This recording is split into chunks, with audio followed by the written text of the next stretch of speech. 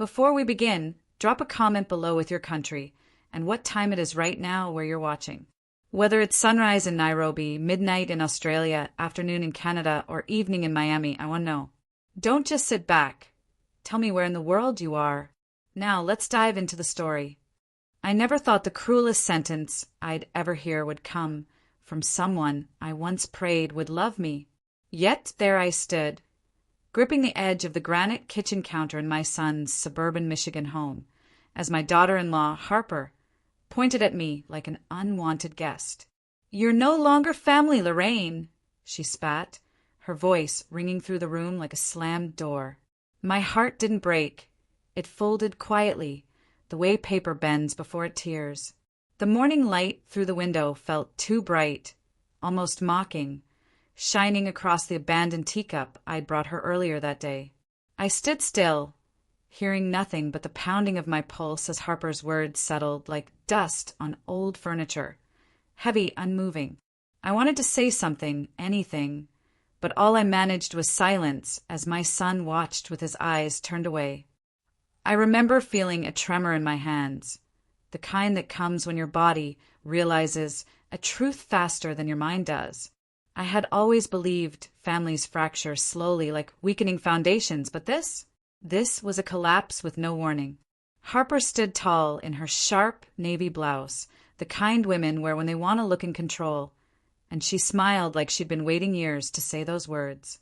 My son, Aaron, leaned against the refrigerator, arms crossed, shoulders tense, refusing to meet my gaze. I wanted him to look at me, to rescue me from the humiliation filling the room like smoke. Instead, he exhaled a shaky breath and muttered, "Maybe it's for the best, Mom." I felt something deep inside me twist, but I refused to let my voice shake. I steadied myself, brushing invisible crumbs off my skirt, and forced a small smile. "Well," I whispered, "if that's how you feel." But Harper wasn't done. She stepped closer, her perfume, jasmine and cold metal, wrapping around me. "It's already settled," she said smugly. "All you have to do is sign one paper." One paper. Such small words, yet they felt like a lock clicking shut on a door behind me. Harper slid a thin document across the counter, the paper whispering against the polished stone like a secret being told. I didn't reach for it right away. My fingers hovered, trembling slightly, as if touching it might burn me. I asked, voice soft but steady, "What exactly am I signing?" Harper crossed her arms, her lips curving into something between a smirk and a challenge. "You're waiving any involvement in our lives. No more visits. No more popping in. No more claiming things." My breath caught. Claiming things? I'd never claimed anything except my place as a mother and grandmother. Aaron finally looked at me then, just briefly, and what I saw in his eyes wasn't anger, it was fear. But fear of what? Me? His own wife? Or the truth he didn't want to confront? I didn't know, and he didn't say. I picked up the pen slowly, feeling its weight like cold iron in my hand. I remembered rocking my son to sleep as a baby, reading him stories, bandaging his scraped knees, celebrating his college acceptance, crying at his wedding. How strange it was that a lifetime could be reduced to one signature, one moment, one choice, a mother's history erased in ink. The house felt too quiet as I pressed the pen tip against the paper, the faint scratch of ink echoing louder than any voice in the room. Harper watched with an expression of triumph she didn't bother to hide. I kept my face still enough to make her frown slightly, as if she expected me to break, sob, plead. But something in me hardened instead, a quiet strength I didn't know I'd need that day. I signed my name carefully, Lorraine Whitaker. The loops of the letters felt strangely powerful, like reclaiming something instead of losing it. Harper snatched the document back, almost gleeful. "Good," she said sharply. "Now it's official. You're out." Aaron looked away again, and I noticed his shoulders trembling as he walked toward the hallway. Guilt, I realized. Heavy guilt. the kind that stains a soul until truth drags it out into the open. I slipped my purse onto my shoulder and smoothed the front of my sweater. "Thank you for the clarity," I said quietly. Harper blinked, confused. I wasn't supposed to sound calm. I wasn't supposed to stand tall, but I did. And inside my chest, something began shifting, slowly, silently, unmistakably. As I stepped toward the door, Harper called out behind me, "You won't be coming back, so don't expect anything from us. Not now, not ever." Her voice was sharp, like brittle glass ready to shatter. I didn't turn around. I didn't need to. Instead, I opened the door to the cool suburban air, the scent of fresh-cut grass and distant chimney, smoke filling my lungs like a bomb. My feet found strength with each step down the driveway, past the flower beds I once planted with Aaron, past the mailbox where I used to leave surprise birthday cards for my granddaughter, Violet. I reached my car and paused, one hand trembling against the door handle. Something inside me whispered, "They think you lost." But as I sat in the driver's seat and stared back at the home that no longer felt like mine, another voice rose, quiet but fierce. "This isn't the end. This is the beginning of truth." I took a long breath, turned the key, and let the engine hum beneath me. What they didn't know, what they couldn't imagine, was that the paper I signed wasn't the one that would change everything. No, the real paper was waiting for them, and when they saw it, they would cry. I didn't drive straight home. Instead, I pulled into the quiet little park down Willow Bend Road, the same one where Aaron used to chase ducks as a toddler, his tiny hands waving wildly as I laughed and told him not to slip. I sat on the bench overlooking the pond, letting the early afternoon light ripple across the water in soft gold waves. My heart was aching, yes, but beneath that ache was something else, something stirring like a memory rising from deep water. Harper believed she had cut me off cleanly, that I was now a discarded branch on the family tree. But she didn't know the whole story. She didn't know why that paper she made me sign didn't frighten me. If anything, it confirmed what I'd already begun preparing for months earlier. As I sat there, I reached into my purse and brushed my fingers lightly over a folded envelope tucked inside. A thicker, more important document sealed with the attorney's stamp. The paper they didn't know about.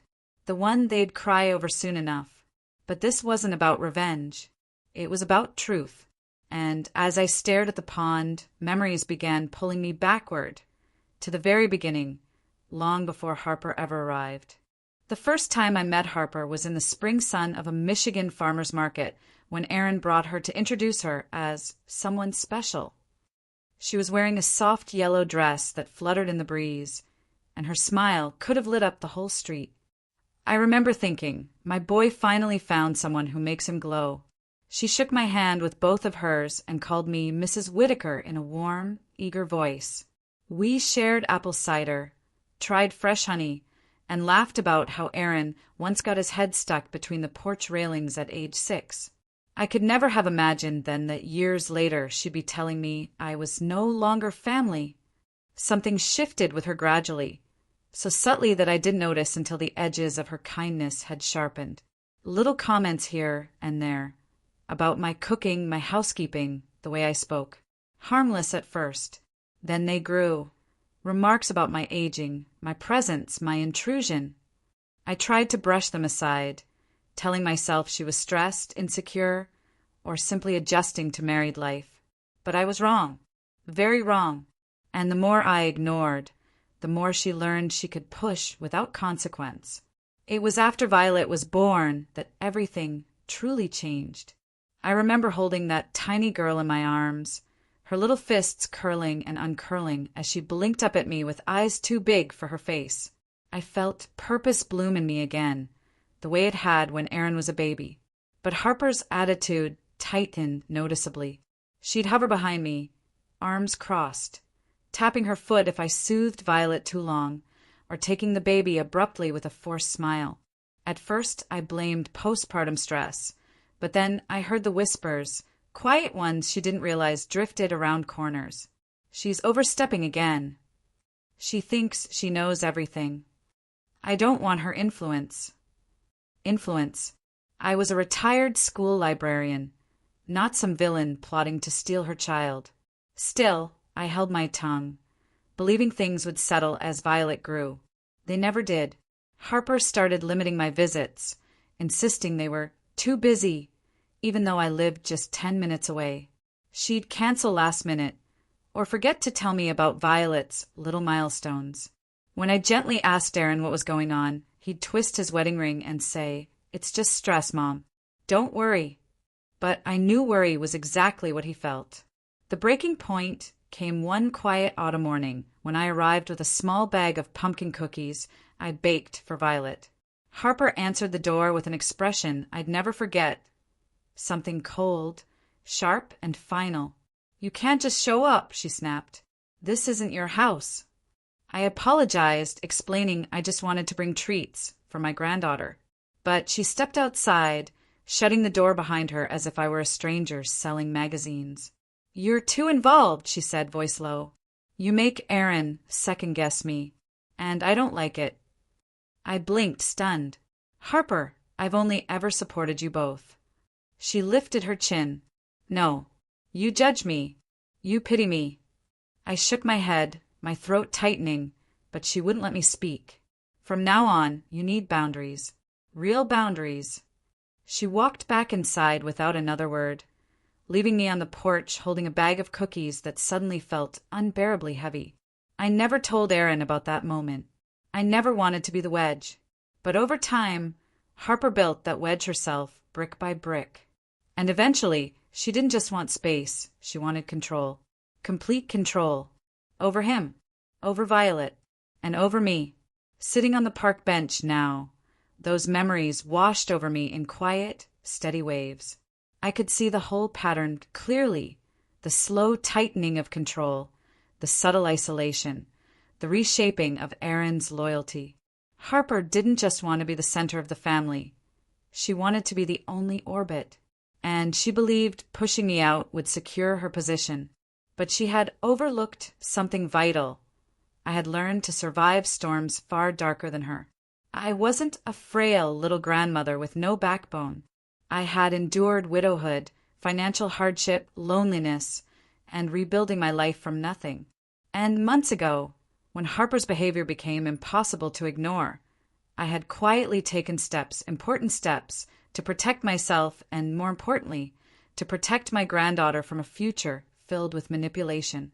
The envelope in my purse rustled as a breeze swept through the park, and I rested my hand gently on it. That document wasn't born from spite, it was born from necessity. For years, I stayed silent, hoping peace would prevail. But silence has a way of feeding bullies. Today, with Harper's cruel declaration still echoing in my ears, I realized something. She had no idea what storm was heading her way. I remember the morning I first felt the shift in my home, like a draft sneaking through a place that had always been warm. The sun was gentle, the kind that paints every countertop gold, and I was at the stove scrambling eggs for Daniel and Grace. Back then, she still called me Mom, though it always sounded like the word got stuck on her tongue. Daniel had slipped into the kitchen first, giving me one of his tired smiles. He was always working too much, sleeping too little. Grace entered moments later, her movements clipped, her eyes assessing the room like she was checking for threats. I set the plate down, gently in front of her, just trying to keep the peace in a house where I could feel fault lines forming beneath every conversation. She barely looked up, murmuring something about boundaries and space, saying it the way people say things they're already convinced you'll oppose. But I didn't oppose anything then. I just wanted harmony. I just wanted to be useful. Yet, even as we ate in strained silence, something told me a storm was already gathering, and breakfast was simply the calm before it broke. Grace had a way of walking through my home like it was a battlefield she needed to conquer, not a place built with love and years of memories. I tried to give her room, tried not to hover, tried to stay out of decisions that weren't mine. Still, it was as if my presence alone offended her. One afternoon, while folding Daniel's laundry, something I'd always done since he was a boy, Grace stepped into the room, arms folded across her chest like a shield. You don't need to do that, she said sharply, as though I'd committed some terrible crime. I apologized, set the shirt down gently, and stepped away. But her eyes lingered on me with that cold, measured look, like she believed I was intruding on a life she was trying to build.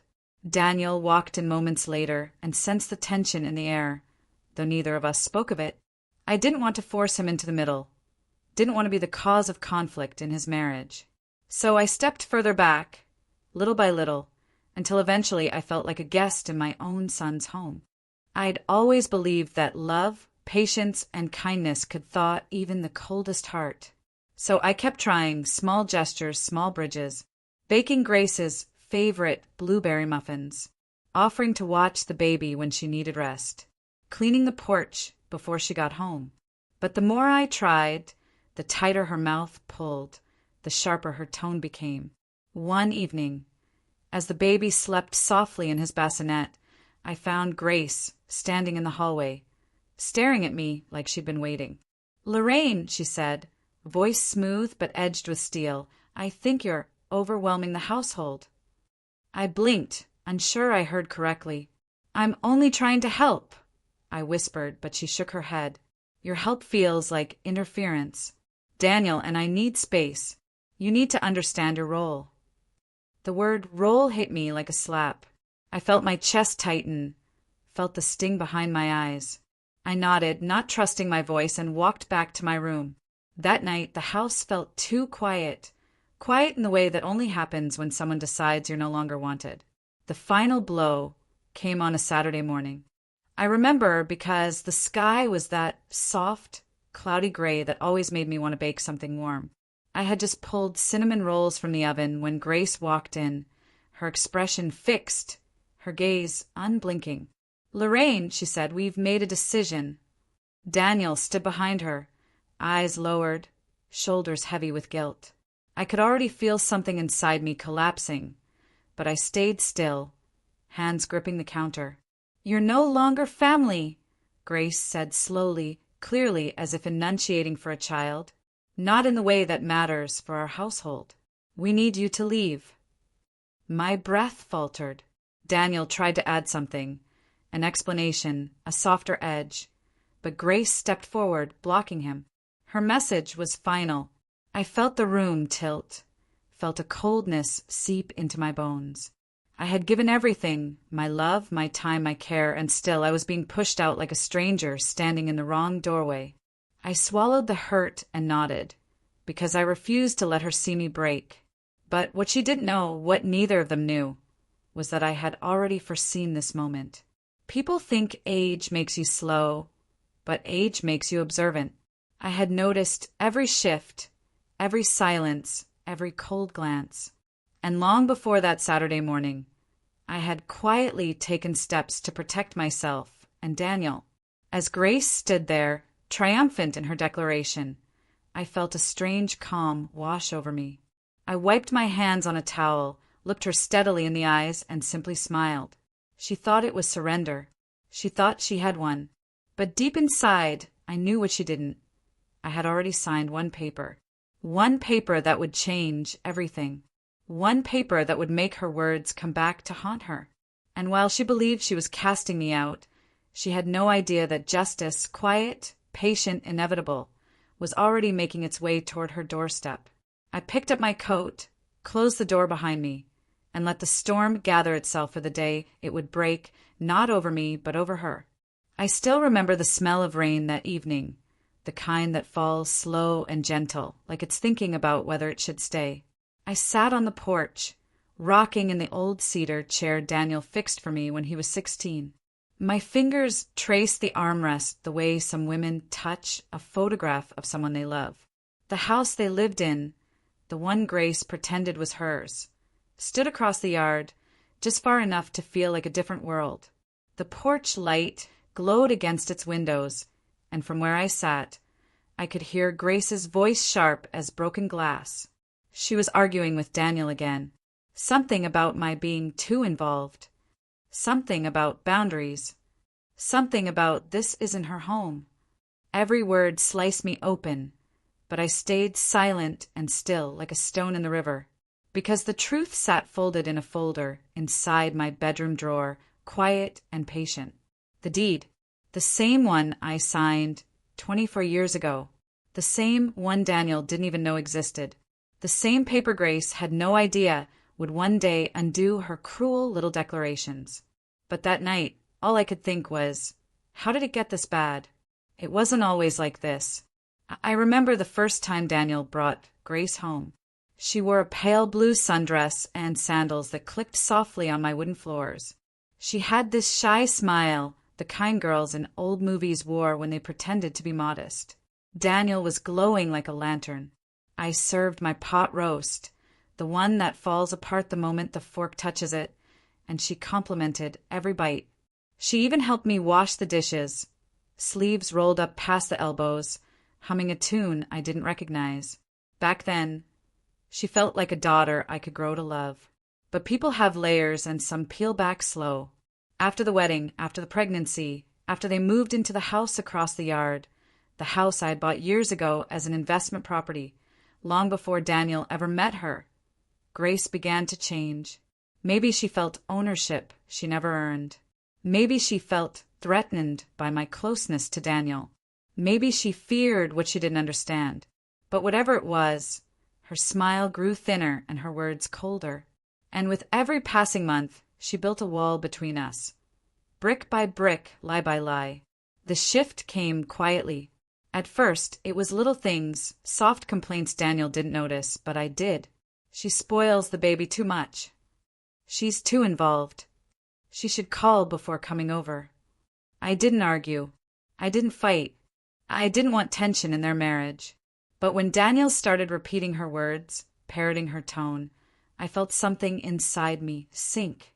One afternoon, I walked over with a basket of folded baby clothes I sewed myself. Handmade, soft, stitched with love. Grace didn't even open the door fully. She stood, half hidden behind it, like I was a salesman she was trying to shoo away. "We don't need these," she said, pushing the basket back into my arms. "We're trying to teach Oliver independence." A baby. Independence. I held the basket, smiled politely, and walked back to my house. I cried for the first time in years, but I cried quietly so Daniel wouldn't hear. That was the day I opened my drawer and took out the folder. Not to use it, not to threaten, just to remind myself that I was not invisible, not powerless. Grace had forgotten something important. The house she used as a weapon was never hers to begin with. But nothing prepared me for the day she finally said the words that still echo in my bones. It was a bright morning, oddly cheerful, the kind that makes you think the world is kinder than it really is. I was at their place, helping Oliver take his first steps. He took 3 wobbly ones toward me before tumbling into my arms, giggling like wind chimes. That sound alone was worth living for. Grace walked in, arms crossed, jaw tight. She didn't even greet me. "Lorraine," she said, "we need to talk." Her eyes were sharp, her smile gone. Daniel stood behind her, shoulders tense, looking like a boy caught between 2 thunderstorms. Grace didn't waste time. "You're overstepping," she said. "This is our home, our family. You need to understand that you're not part of every decision. You're no longer family in the way you used to be." Daniel flinched, but he didn't speak. My heart didn't break, it froze. Froze so hard it felt like it might shatter. I looked at Oliver, still clutching my necklace, unaware that something sacred had just been severed. I stood up slowly, nodded, and walked out without a word. The walk back to my house felt like moving underwater. Slow, heavy, unreal. Every step echoed with the words she'd thrown at me. No longer family. I opened my door, stepped inside, and the quiet greeted me like an old friend. I didn't cry. I didn't shake. I didn't scream. Instead, I walked to my bedroom, opened the drawer, and took out the folder that had waited patiently for decades. The cream-colored paper looked almost innocent, but its weight carried years of foresight. My signature sat at the bottom, neat and firm. The house was mine, legally, unquestionably mine. Grace didn't know. Daniel didn't know. But someday soon they would. And not because I wanted revenge, no. I wanted respect. I wanted peace. I wanted the dignity she tried to rip from me. I sat on the edge of my bed, holding the deed, and whispered to myself, "You wanted me out. You wanted me gone. But, sweetheart, you're standing on my porch." I didn't know it then, but the moment Grace told me I wasn't family anymore was the moment she set her own downfall in motion.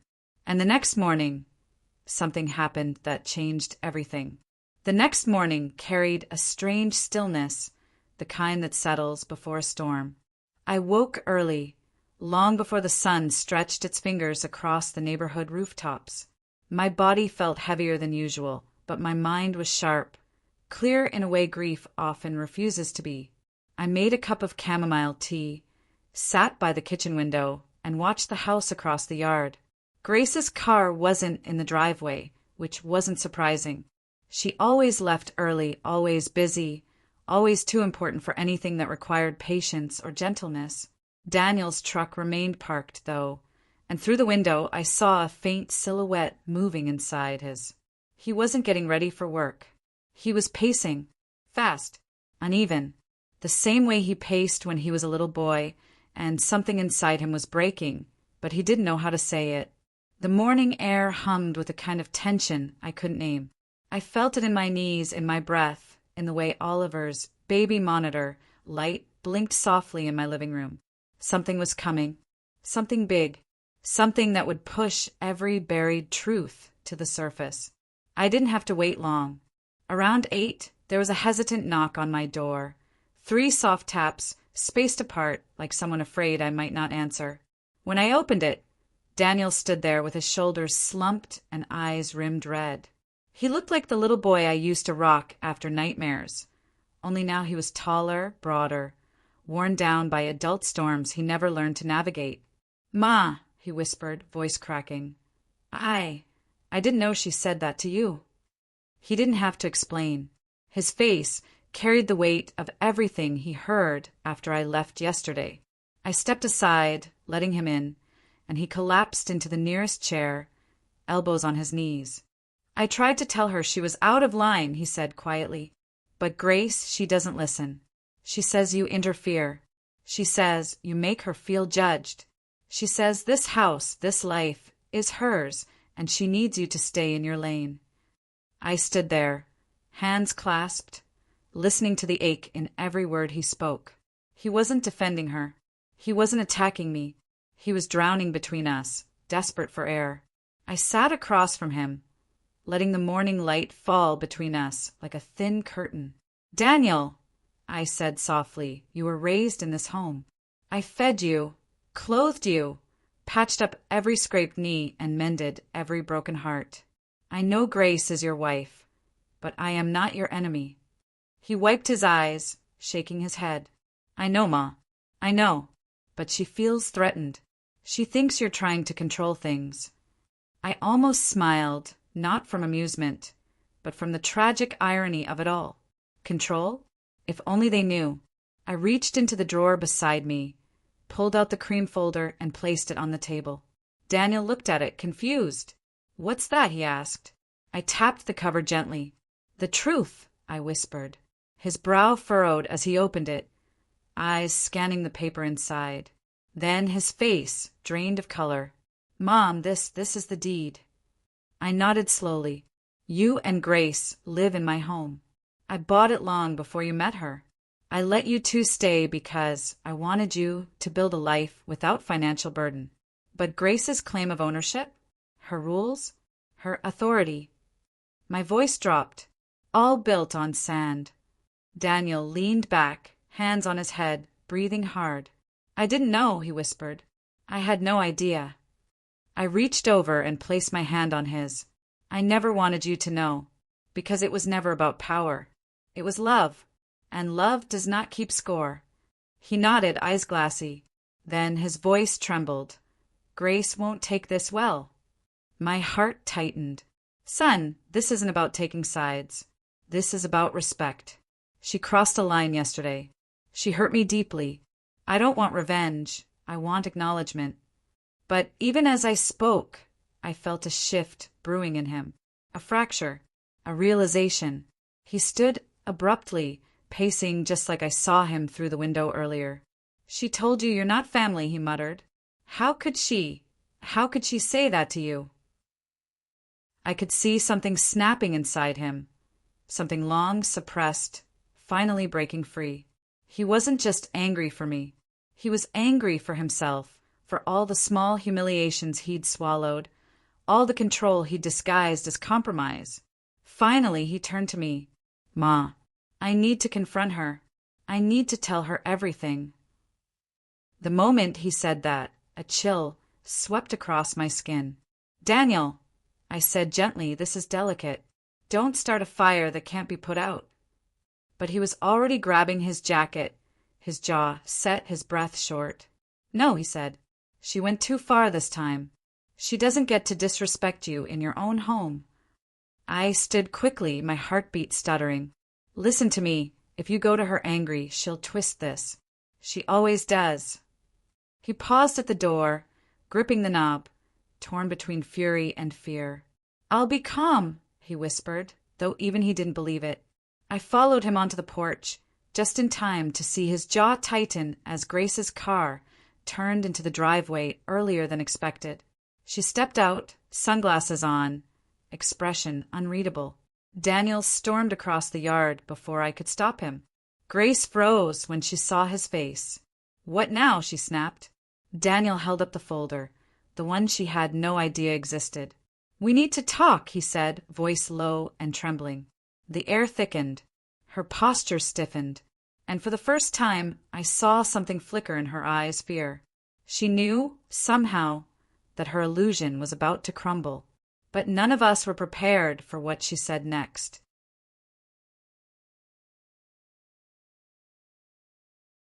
Grace stood still in the driveway, the morning sun catching on her sunglasses as though she were hiding behind a shield.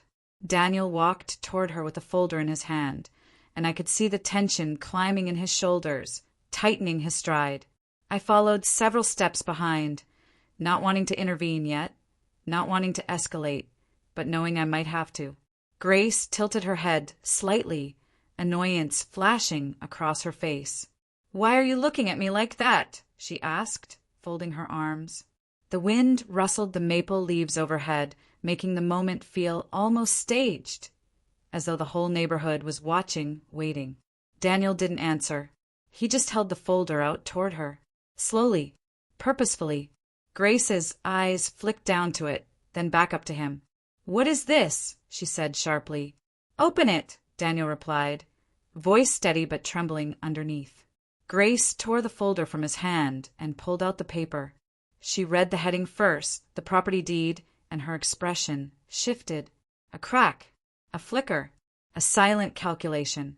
Then she looked up at me, and I saw something new in her eyes, cornered defiance. "You've been hiding this," she spat. I took a slow breath, the kind meant to calm the heart, but failing miserably.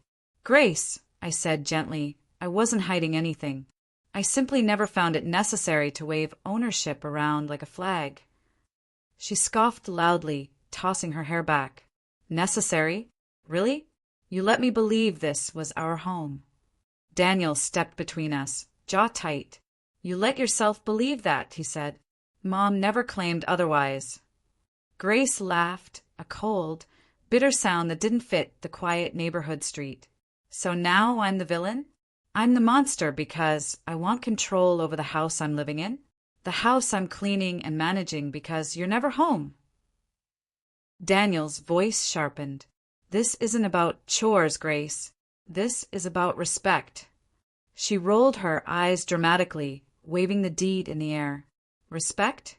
Oh, please. Your mother inserts herself into everything. Everything. She has opinions about how we raise Oliver, what we cook, what we spend, who we see." My heart dropped. "Grace," I said softly, "I have never once—" "Yes, you have," she snapped so loudly the neighbor across the street peeked through her blinds. "And now I see the truth. You used this deed to manipulate us." Her words cut deeper than I expected. Manipulate? I had spent years doing the opposite, stepping back, giving space, offering help only when asked. But Grace wasn't speaking from truth. She was speaking from panic. Daniel stepped closer to her. "Stop it," he said. "That's not fair, and you know it. You've been pushing her away long before this." Grace's nostrils flared. "I'm protecting our family." Daniel shook his head. "No, you're isolating us." She opened her mouth, but he raised a hand, silencing her.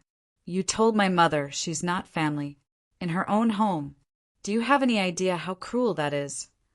Grace blinked, momentarily thrown off balance, then regained her footing with a venomous whisper.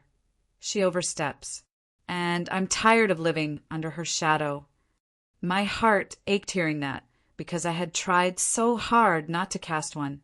Daniel reached for the deed again, but Grace pulled it back sharply. "You think waving this around changes anything?" she hissed. "Maybe we should find our own place. Maybe we should live somewhere without constant judgment." Daniel took a step back, as though the wind had been knocked out of him. "So that's what you want," he whispered. For a moment, Grace didn't answer. Her eyes darted between me and Daniel, as if searching for the angle with the least emotional cost. The silence stretched, heavy and painful. Finally, she said quietly, "I want a life where I'm not constantly compared, where I'm not made to feel like an outsider." Her voice wavered, betraying a vulnerability she tried desperately to hide. Daniel's shoulders softened. "Grace, no one said you're an outsider." "You didn't have to," she murmured. "I feel it. Every day." I stepped closer, cautiously. "Grace, I'm sorry you feel that way. Truly. But I've never wanted anything but peace between us." She looked at me then, really looked at me, mask slipping for a brief second. I saw exhaustion, fear, insecurity, but the moment was fleeting. She pulled herself back together, straightened her spine, and hardened her expression. "It doesn't matter," she said. "This deed changes things. It changes everything." Daniel shook his head. "It doesn't have to." She lifted her chin. "It does for me."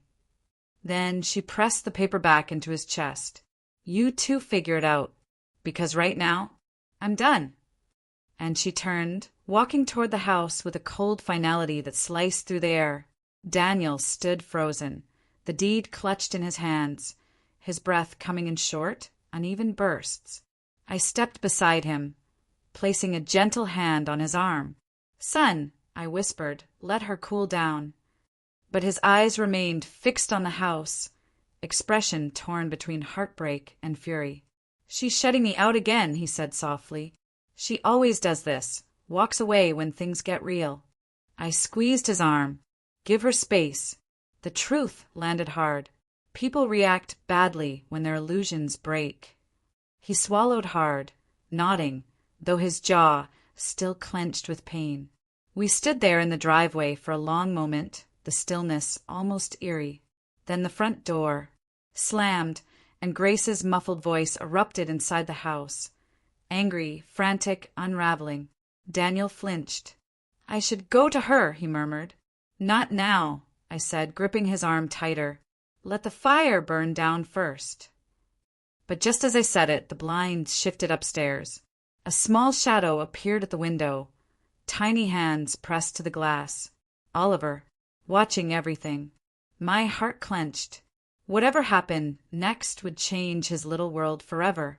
And as Grace's footsteps thundered down the stairs again, I realized we were headed toward a collision none of us could avoid. I wish I could tell you that after that night, everything settled into place, that the children came back to me with open arms, or that my daughter-in-law finally softened. But life doesn't wrap itself neatly, not even for old women who've already lost more than their share. A few days after the hearing, I was sitting on my porch, the autumn leaves blowing across my walkway, when I saw a familiar little figure standing at the edge of the yard. It was Lily, my youngest granddaughter. She stood there holding the strap of her backpack with both hands, her little chin trembling. When I stepped toward her, she hesitated, then looked over her shoulder as if afraid she'd be caught. "Grandma," she whispered. "Mom doesn't know I'm here." My heart squeezed. "Sweetheart, why did you come?" She swallowed hard. Dad's been different. Angry. And Mom cries a lot. They say you broke the family. She paused, kicking at the leaves. But I remember how you used to braid my hair. And how your house always smelled like cinnamon. I missed you. I can't describe what it felt like to hear that. Children often see the truth long before adults do. I knelt down and opened my arms. She stepped into them like she had been waiting forever. We sat on the porch for a long while. I didn't ask questions. I didn't talk about court papers or arguments or signatures that changed everything. I just held my granddaughter and let her be a child, something she hadn't had much chance to be. When her mother found out she had come to see me, she stormed into my yard, her face tight with panic and fury.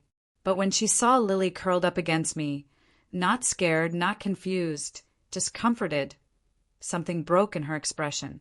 For the first time in years, she didn't speak to me like an enemy. She won't stop crying at night, she admitted softly. She keeps asking for you. I nodded. She's a child.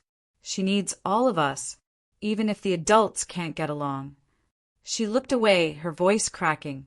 I shouldn't have pushed you out. That was the closest thing to an apology I ever received from her. But it was enough. As the weeks passed, the social worker arranged structured visits, not because of drama, but because the courts wanted stability. And slowly, my grandchildren came to understand that families break in more ways than one, but they can heal, too. Not in the old shape, not in the ways we wish, but in new, quieter ways. One cold December evening, after the kids had gone inside, my son stayed behind on the porch. He looked at me with eyes that finally held clarity instead of resentment. "Mom," he said, voice low, "you signing those papers? I thought it was revenge." He paused. "But now I see it. You were protecting them, even from us." I didn't say anything. Some truths don't need repeating. He took a deep breath. "I'm sorry." After all the shouting, the accusations, the months of distance, that single apology felt like justice. Not loud, not dramatic, but real. Now, I'm still not the center of their home the way I once was. And that's all right. I don't need titles or forced respect. I have something better. I have my grandchildren running into my arms when they see me. I have my son trying, genuinely trying to be better. And I have peace, the kind I earn the hard way. And every night, when the house is quiet and the world finally rests, I whisper to myself. They said I was no longer family. But love has a way of proving otherwise.